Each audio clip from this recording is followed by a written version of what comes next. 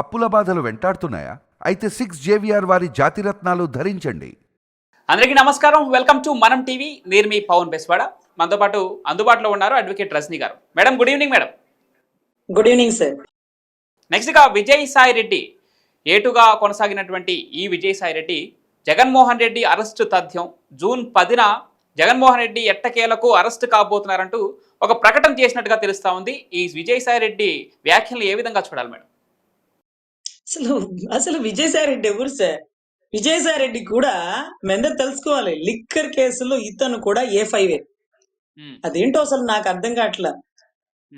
A5 గా ఉన్న వ్యక్తి బయటకు వస్తాడు. A1, A2, A3 అరెస్ట్ అయిపోతారు. A33 కూడా అరెస్ట్ అవుతారు. A31, 32 ధనంజయ రెడ్డి గారు, కృష్ణమోహన్ రెడ్డి గారు, లేకపోతే పాపం గోవిందప్ప బాలాజీ గారు, కసిరెడ్డి రాజశేఖర రెడ్డి గారు, వీళ్ళందరూ అరెస్ట్ అయ్యారు. A5 ఎందుకు బయటకు వచ్చి స్టేట్మెంట్లు ఇస్తాడు? A5 కూడా ఎందుకు ఎత్తి లోపలేయట్లేదు? ఎత్తి లోపలేయడానికి వీలు లేకుండా A5 ఏ స్టేట్మెంట్లు చెప్పాడు? ఏ రికార్డింగ్ స్టేట్మెంట్లు జడ్జి గారి ముందో లేకపోతే కన్సర్న్ సిఐడి అధికారుల ముందు సమర్పించారు? ఇప్పుడు మే 10న అరెస్ట్ అంటే అతను అరెస్ట్ అయితే ఇతను ఏం చేస్తాడు? బయట చెక్క భజన చేస్తారా? ఇతను కూడా ఎత్తి లోపలేయాలి కదా. అంటే ఇద్దరు దొంగదిలాగా ఇద్దరు దొంగలే. ఇద్దరు కలిసి సార్ పక్క దేశానికి వెళ్ళి అప్పుడు లండన్ ట్రిప్ వేసినారు చూడండి. లండన్ ట్రిప్ అనుకుంటా. లండన్ ట్రిప్ వెళ్ళి ప్రత్యేక దీవిలో ప్రత్యేక బ్యాంకర్లను కలిసినారు సార్. ఈ A1, A2 అదే దీర్ఘకాలిక రోగాలు అంటారు చూడండి. దీర్ఘకాలిక మిత్రులు వీళ్ళు. ఎంత దీర్ఘకాలికం అంటే గతంలో నాన్నగారు చనిపోయినప్పుడు ఫ్లైట్ యాక్సిడెంట్ నుంచి సిన్నాయన గారు గొడ్డలిపోటు, ఆయనకి తెలిసి కూడా గుండెపోటు అని ప్రెస్ మీడియా ముందు ఫస్ట్ స్టేట్మెంట్ ఇచ్చిన వ్యక్తి. మరి ఇప్పుడేంటో మారు మనసు పొందారు, మాకు తెలియట్లేదు. మరి ఏదైనా మాకైతే వచ్చిన ఇన్ఫర్మేషన్ ఏంటంటే మే 10న ఆయన అరెస్ట్ అవుతాడని ఈయన చెప్తుంటే ఈయన ఎప్పుడు అరెస్ట్ అవుతారని రాష్ట్ర ప్రజలు అడుగుతున్నారు. ఇక్కడ వీరు మారారు, వీరు మంచివారు, వీరు మాకు సహకరిస్తారు అంటే రావణాసుడి గుట్టు తెలిసినటువంటి విభీషణుడు మన మనిషి అని అన్నారు. కానీ విభీషణుడు స్వతహాగా మంచివాడు, స్వతహాగా శివభక్తుడు, స్వతహాగా రామభక్తుడు, అన్ని మంచి క్వాలిఫికేషన్ ఉన్నాయి. ఇతను విభీషణుడా, కుంభకర్ణుడా, శూర్పణఖలోని రెండో గెటప్ప మాకైతే తెలియట్లేదు. కానీ what ever it may B, తను లొంగిపోతున్నాడా, తను కొన్ని అద్భుతమైన ఆధారపూరితమైన స్టేట్మెంట్లు ఇస్తున్నాడా, ఎక్కడైనా ఒక మూట డబ్బులన్నా దొరికిస్తాడా మనకి, అవన్నీ చెప్పే బదులు 10 అరెస్ట్ అవుతున్నాడు, 11 అరెస్ట్ అవుతున్నాడు చెప్పే బదులు ఏ మూట ఏ దేశం దాటింది, ఏ మూట ఎవరింట్లో ఉంది, ఎవరు ఈ డబ్బుకి బినామీ, ఈ 400 కోట్లు బషీర్బాగ్ లో బిస్కెట్లు కొనడానికి కారణం ఎవరు, ఎవరి పేరుతో బిస్కెట్స్ కొన్నారు, ఆ ఇన్వాయిస్ ఎవరి పేరుతో వచ్చింది, ఎక్కడ డీడీ తీసినారు, ఇవన్నీ తెలుసు కదా. అది ఎందుకు చెప్పడు? అదెందుకు మీరు అడగరు? సిఐడి దర్యాప్తుదారులో అతన్ని కూర్చోబెట్టి అడగాలి కదా. అతనేమన్నా పత్తిత, అతనేమన్నా మంచివాడా, అతను ఎందుకు బయటకు వదలాలని నా ఉద్దేశం. So whatever it may be, May 10 నేను అరెస్ట్ అవుతే కనీసం 11 అన్నా ఆయన లోపలేయాలి. అయినా ఇప్పటి వరకు ఈయన లోపల కాకపోవడం, ఒకళ్ళు బయట ఒకళ్ళు లోపల బయట ఏం జరుగుతుందో తెలియట్లా. ఎట్టకెళ్ళకి మే 10న అరెస్ట్ అవబోతున్నారంటూ విజయసాయి రెడ్డి గారి స్టేట్మెంట్ అని మీరు చెప్తున్నారు. I don't know exactly fact. June 10. So అది మీరు చెప్తున్నారు, నాకు ఎగ్జాక్ట్లీ దాని ఫ్యాక్ట్ తెలియదు. కానీ జూన్ 4వ తారీఖున ఆయన వెన్నుపోటు యాత్ర అన్నారు.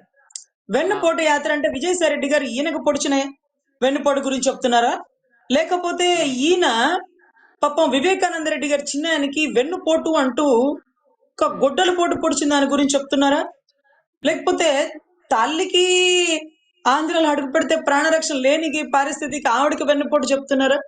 చెల్లెలకి ఆస్తి ఇవ్వకుండా చెల్లెలకి తండ్రి సంపాదించిన సంపాదనే కదా. మరి సగభాగం అని ఎన్టీఆర్ చట్టం ఉంది కదా, ఎన్టీ రామారావు గారి చట్టం ఉంది కదా. మరి అలా ఎందుకు ఈ వెన్నుపోట్ల గురించి ప్రస్తావించుకుంటున్నారా? So whatever it may be, 4వ తారీఖు బయటకు వస్తున్నాడని ఆయన చెప్తున్నారు, 10వ తారీఖు అరెస్ట్ అవుతుందని ఇతను చెప్తున్నాడు. అంటే ఏం చేస్తున్నారంటే రాష్ట్ర ప్రజల్లో ఆయన ఓటింగ్ ఉన్న వ్యక్తులు ఎవరైతే ఉన్నారో 40% ఓటింగ్ అంటున్నారు కదా, ఆ ఓటింగ్ ఉన్న వాళ్ళకి ఒక మెసేజ్ ఇస్తున్నారు. మీరు 10వ తారీఖు అలర్ట్ గా ఉండండి, అరెస్ట్ చేసేస్తారు. 10వ తారీఖు లోపు అలర్ట్ గా ఉండండి, అరెస్ట్ చేసేస్తారు. మీరు ఏవో పనులుండి పక్క రాష్ట్రాలు వెళ్ళాలనుకుంటారో వెళ్ళకండి, మీరు ఊర్లోనే ఉండండి. ఎప్పుడు అరెస్ట్ అంటారో అప్పుడు మనం పని బిగించేయాల్సి ఉంటుంది కదా. సో అట్లా వీళ్ళని ప్రిపేర్ చేస్తున్నారా?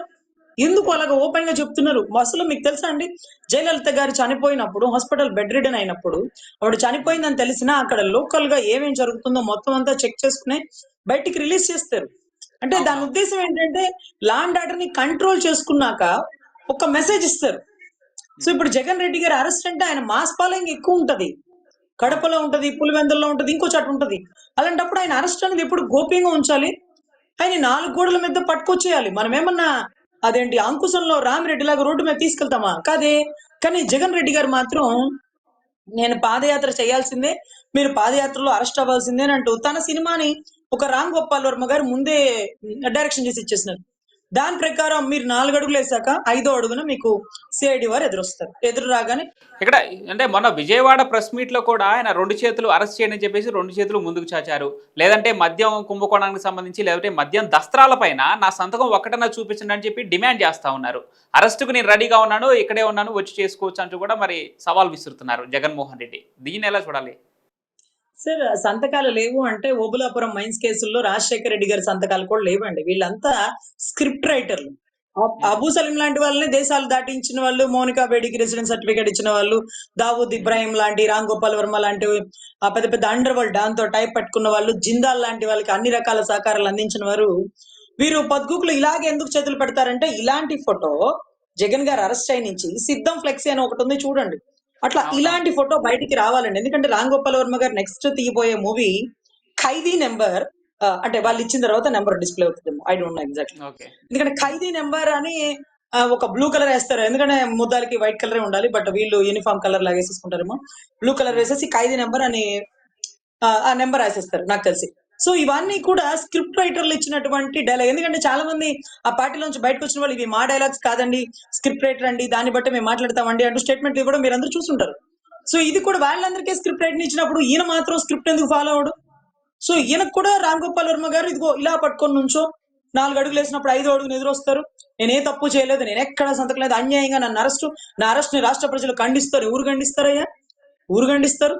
క్వాలిటీ లేని మందు అమ్మి, అసలు ఎంత మంది అమ్మినావో ఎవరికి తెలియదు. దేశాలు దాటిపోయి వెళ్ళిపోయిన మందు, మా డబ్బు, మా ప్రాణాలు, మమ్మల్ని అందరినీ ఈ రోజు రోడ్డుకి ఇచ్చి రాజధాని డెవలప్మెంట్ లేకుండా రాష్ట్రాన్ని 5 ఏళ్లు పాలించి 25 ఏళ్లు వెనక్కి నెట్టినటువంటి నీ మీద జాలిపడే అమాయకులు ఎవరన్నా ఉన్నా కూడా అప్పుడు వాళ్ళని మేము అవగాహన పరుస్తాం. అమ్మ ఇలా జరిగింది, ఇలా చేసినారు మీ సారు, దానివల్ల ఇలా లోపలేసినాం మేము చెప్తాం. ఎందుకంటే సంతకాలు లేవు అని మీరు చెప్తున్నారంటే మీరు యు ఆర్ ద ప్రిపేర్డ్. ఎక్కడో చాట దొరుకుతామని మీకు ముందే తెలిసి సంతకాలు కూడా లేకుండా మీకు తెలుసో లేదోనండి కొన్ని డాక్యుమెంట్స్ తగలబడిపోయినాయి అని సెక్రటేరియట్ లో మీరు వినుంటారు వార్త. మేడం.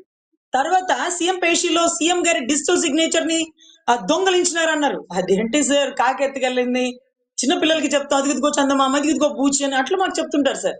డిజిటల్ సిగ్నేచర్ అంట చోరీకి గురి అయిందంట, స్టోలెన్ చేసినారంట, దొంగతనం జరిగిపోయిందంట. ఏమో మాకైతే తెలియదయ్యా.